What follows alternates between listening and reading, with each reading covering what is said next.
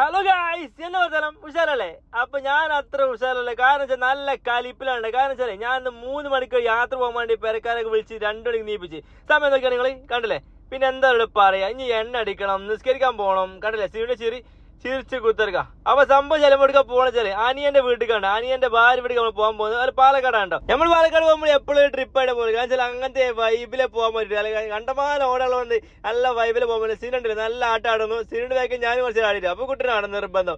അങ്ങനെ പരിപാടി എടുത്ത് അവിടെ പോയിട്ട് പരിപാടി എടുത്ത് പോയി നമ്മൾ നേരെ പോകാൻ പോകുന്ന വെറൈറ്റി സ്ഥലത്തേക്ക് അത് കാണിച്ചു തരാം. അപ്പൊ നല്ല നുങ്ങി, അതായത് നമ്മൾ പനന്റെ നുങ്ങുന്നുള്ളത് നല്ല ടേസ്റ്റ് ആണ്. അപ്പൊ ഒരു പൈനാപ്പിൾ കഴിച്ച് അങ്ങനെ നമ്മൾ ഒരു കരിമ്പ് വന്നാണ്, ഒരു ചെറിയ കരിമ്പിന് കഷത്തിൽ വെച്ച് ഓക്കെ ആശം നിന്ന് അല്ലേ ബാപ്പ തിന്നു തീർക്കാണ്.